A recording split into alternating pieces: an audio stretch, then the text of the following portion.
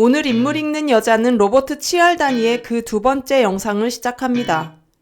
치알다니의 첫 번째 영상에서는 3년에 걸친 참여 관찰 연구 과정을 통해 설득의 달인들이 상대로부터 네라는 응답을 끌어내기 위해 사용하는 책략은 수천 가지에 이르지만 대부분의 책략이 6가지 기본 범주 중에 속해 있다고 전했습니다. 그래서 첫 번째 영상은 상호성의 원칙, 일관성의 원칙, 사회적 증거의 원칙의 요약본이었으며 오늘은 그 나머지 호감의 원칙, 권위의 원칙, 희소성의 원칙 3가지 원칙을 요약한 영상입니다. 사람들은 자신이 잘 알고 좋아하는 사람의 부탁은 웬만하면 들어주려고 한다고 합니다. 놀라운 것은 우리가 잘 모르고 전혀 좋아하지 않는 사람까지도 이 간단한 원칙을 이용해 우리한테 온갖 허락을 받아낸다는 점이죠. 호감의 원칙을 사업적으로 활용해 가장 큰 성공을 거둔 사례가 타파웨어 홈파티입니다. 타파웨어 홈파티는 지금까지 살펴본 다양한 설득의 무기들이 총동원되는 설득의 한마당이라고 부른다고 합니다. 이 파티에서 상호성의 원칙은 파티가 시작되면 참석자들은 먼저 간단한 게임을 통해 상품을 하나씩 받습니다. 상품을 받지 못한 사람들은 타파웨어 선물 꾸러미에서 선물을 선택할 수 있고 결국 제품 구매를 시작하기 전에 참석자 전원이 어떤 식으로든 선물을 하나씩 받습니다. 어쨌든 선물을 받았으니 다른 물건을 구매해야 한다는 강박관념이 생기겠죠. 그리고 이 파티에서의 일관성의 원칙은 참석자들은 자신이 구매해서 현재 사용하는 타파웨어 제품의 품질이나 장점 등을 공개적으로 발표해야 합니다. 일단 자신이 구매해서 사용하는 제품의 장점을 피력해야 하기 때문에 계속 제품의 장점을 파고들어 다른 의문에도 장점만을 부각시키기 위한 노력을 해야 합니다. 또한 여기서의 사회적 증거의 원칙은 일단 누군가가 구매를 시작하면 참석자들은 자신과 비슷한 이웃 사람이 구매하는 제품이므로 틀림없이 좋은 제품일 거라는 확신을 갖게 되는 것입니다. 타파웨어 파티는 제품을 사는 파티 주최자에게 매출의 일부를 수수료로 지급함으로써 고객들이 남모르는 영업사원이 아니라 자신의 친구한테서 그리고 친구를 위해서 제품을 구매하도록 합니다. 파티 참석자들은 친구가 제공하는 편안하고 따뜻한 환대를 즐기면서 왠지 친구의 호의에 보답해야 할 듯한 부담감을 주는 것이죠. 요즘 다단계성 상품 판매 형태를 의미하는 것이겠죠. 설득의 달인들이 친구 사이의 유대감을 널리 이용하는 걸 보면 호감의 원칙이 동의를 얻어내는데 매우 효과적이라는 사실은 분명해 보입니다. 정말 설득의 달인들은 아직 우정이 형성되지 않은 관계에서도 호감의 원칙을 이용해 이득을 취한다고 합니다. 바로 자신을 좋아하게 만드는 것이라고 하죠. 디트로이트에 사는 조 지라드는 호감의 원칙을 이용해 쉐보레 자동차를 판매하는데 연 수익이 수십만 달러에 달한다고 합니다. 자동차 판매로 그 정도 수입을 올리려면 GM사 중역이나 대리점장쯤 되겠지라고 생각하시겠지만 전혀 그렇지 않다고 합니다.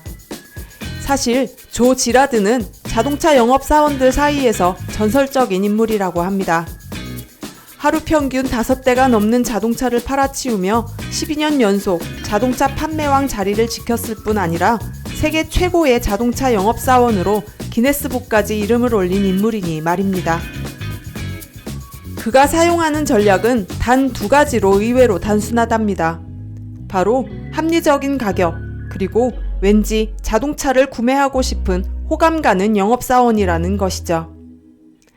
마음에 드는 영업사원과 합리적인 가격, 2가지만 있으면 거래는 성사됩니다 라고 어느 언론사 인터뷰에서 그는 이야기했다고 합니다. 전반적인 호감도를 높이는 요인 중 하나가 신체적 매력입니다. 외모가 매력적인 사람이 사회생활에 유리하다는 점은 오래전부터 널리 알려진 사실이지만 연구 결과에 따르면 그 정도가 생각보다 심각하다고 합니다. 신체적 매력은 일종의 후광 효과를 일으켜 재능이나 인품, 지성 등 다른 특성에도 긍정적인 영향을 미칩니다. 결과적으로 매력적인 사람은 자신이 원하는 것을 얻어내거나 다른 사람이 태도를 바꾸도록 하는데 더 뛰어난 설득력을 발휘한다는 것이죠. 요즘 여자든 남자든 자존감을 위해 자신을 가꾸고 신체적 건강을 유지하려고 애쓰는 것이 그렇게 질타만을 받을 일은 아니지만 외모 지상주의만을 고집하는 인터넷 신문 등의 특정 언론들은 좀 각성해야 하지 않을까요? 그렇다면 외모가 뛰어나지 못한 사람들은 어떻게 해야 할까요? 그런 사람들이 호감을 얻기 위해서는 어떤 방법이 있을까요? 설득의 달인들과 연구자들은 외모 외에도 호감을 끌어낼 수 있는 몇 가지 방법을 알고 있는데 바로 유사성입니다. 우리는 자신과 닮은 사람을 좋아하고 그런 사람의 부탁에는 자신도 모르게 승낙한다고 하죠. 여기에서의 유사성이란 다른 사람과 자신의 외모가 닮은 것뿐만 아니라 취미, 성격, 좋아하는 것 등의 비슷한 점을 찾아서 이야기하는 것이겠죠. 다음 요인은 칭찬입니다. 너무 노골적인 칭찬은 이따금 역효과를 일으키지만 칭찬을 하면 대체로 호감도와 승낙률이 높아진다고 하네요. 다음 요인은 반복적인 접촉입니다. 반복적인 접촉으로 익숙함이 커져도 대체로 호감도가 높아진다고 합니다. 물론 부정적인 접촉보다는 긍정적인 접촉이 이루어져야 하는 것입니다. 가장 효과가 좋은 긍정적인 상황은 서로 협동해 어떤 일에 성공하는 경우라고 합니다. 호감도를 높이는 다음 요인은 연상입니다. 광고주나 정치가들은 자기 자신이나 자사 제품을 긍정적인 것들과 관련된 연상작용으로 긍정적인 측면을 공유하려 한다고 합니다. 예를 들어 스포츠 팬과 같은 사람들도 간단한 연상작용의 효과를 알고 있어 긍정적인 사건과 자신을 관련짓고 부정적인 사건과는 거리를 두려고 한다는 것이죠. 그러나 이러한 요소들은 사람을 혹하게 만드는 것은 맞겠지만 중요한 상황에서 필요 이상의 호감을 느끼는 것은 아닌지에 대한 주의를 기울여야 한다고 설득의 심리학 원에서는 이야기하고 있습니다. 상대에게 호감이 지나치게 느껴진다는 판단이 들면 일단 상호작용을 멈추고 상대와 상대의 제한을 분리해서 생각해야 합니다. 어떤 것이든 아무런 보상이 없이는 얻어지는 건 없으니 말이죠.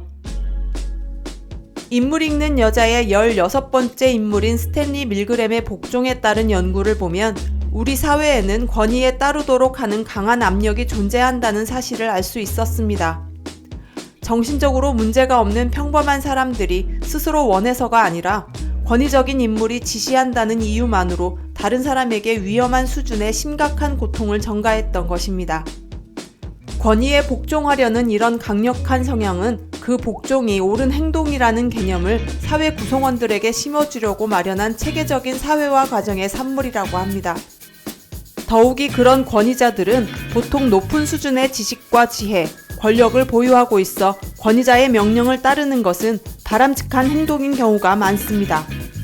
이런 이유로 의사결정의 지름길을 따라 분별 없이 권위에 복종하는 일이 일어날 수 있다고 합니다. 자동적으로 권위에 복종하다 보면 권위의 실체가 아니라 단순한 상징에 복종하는 성향이 나타나기도 한다는 것이죠. 연구에 따라 이런 관점에서 가장 상징적으로 밝혀진 것이 바로 직함과 복장, 자동차라고 하네요. 권위의 압력이 미치는 해로운 영향을 방어하려면 스스로 두 가지 질문을 던져야 한다고 합니다.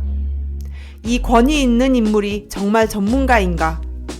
이 전문가는 과연 얼마나 진실하게 행동하고 있는가? 첫 번째 질문을 통해 우리는 권위의 상징에서 눈을 돌려 진짜 권위의 증거를 찾아볼 수 있다고 합니다. 두 번째 질문을 통해서는 전문가의 지식이 상황에 적합한 지식인지에 대한 여부뿐만 아니라 전문가가 얼마나 진실성 있게 대처하는지도 고려할 수 있다고 하네요. 두 번째 질문과 관련해 상대가 혹시 자신에게 약간 불리한 정보를 먼저 제공함으로써 신뢰도를 높이는 전략을 사용하지 않는지 주의해야 한다고 설득의 심리학 원에서는 이야기하고 있습니다. 그런 전략을 통해 일단 진실한 사람이라는 인상이 형성되면 나머지 정보들이 더 믿을만해 보이기 때문이라는 것이죠. 사회심리학자 스티븐 워첼과 동료 연구진이 설계한 실험에 참고할 만한 부분이 많다고 설득의 심리학 원에서는 이야기하고 있습니다. 워첼이 사용한 방법은 소비자 선호 조사를 실시한다는 명목으로 과자 단지에서 과자를 하나씩 꺼내 맛을 본 다음에 품질을 평가하도록 했습니다. 소비자 절반에게는 과자가 10개씩 들어있는 단지를, 나머지 절반에게는 과자가 2개씩 들어있는 단지를 건넸습니다.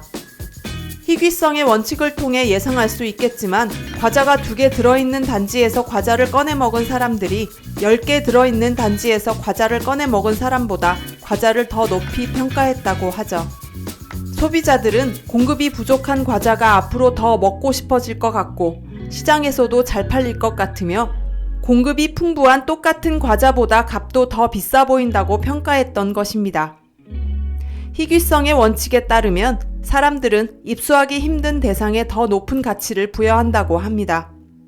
희귀성의 원칙을 이용해 이득을 취하는 대표적인 방법은 한정 판매와 마감 시간 전략입니다. 설득의 달인들은 이런 전략을 이용해 자신들이 제안하는 제품에 수량적 또는 시간적 제한이 있다는 인상을 주려 한다고 합니다. 희귀성의 원칙이 효과를 발휘하는 이유는 단 2가지라고 이야기합니다. 첫 번째는 대체로 입수하기 어려운 것은 귀중한 것인 경우가 많기 때문에 지름길 원칙에 따라 입수하기 어려운 물품이나 체험은 질이 뛰어나다고 결정해버린다는 것이죠. 둘째는 뭔가를 입수하기 어려워지면 사람들은 선택의 자유를 잃었다는 느낌이 든다는 것입니다. 자유를 잃어버리면 결국 심리적 반발 원리에 따라 그 대상을 더욱 간절히 원한다는 것입니다. 희귀성의 원칙은 상품의 가치뿐 아니라 정보의 가치를 평가하는 방식에도 영향을 미칩니다. 연구에 따르면 어떤 메시지에 대한 접근을 차단하면 사람들은 그 메시지에 더 접근하고 싶어 할 뿐만 아니라 더 호의적인 평가를 내린다는 것입니다. 정보 검열이 이루어지는 경우 사람들이 그 정보를 접하지 못한 상태에서도 그 정보에 설득될 수 있다는 의미이기 때문입니다. 정보에 접근할 수 있는 상황에서는 그 정보가 독점적인 정보일 때 가장 강력한 효과가 나타난다는 것입니다. 희귀성의 원칙은 기존에 풍부하던 어떤 대상이 갑자기 희귀해지면 가치가 급격히 높아지는 것입니다. 처음부터 수량이 한정적이던 대상보다 최근에 희귀해진 대상을 더 높이 평가한다는 뜻입니다.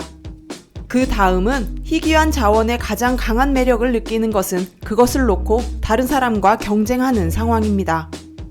희귀한 대상을 접하면 사람은 감정적 동요를 일으켜 사고 기능이 떨어지기 때문에 인지적인 방법의 방어 전략은 별로 효과가 없다고 합니다. 차라리 희귀한 대상을 접할 때 일어나는 감정의 동요에 관심을 집중하는 편이 낫다는 것입니다.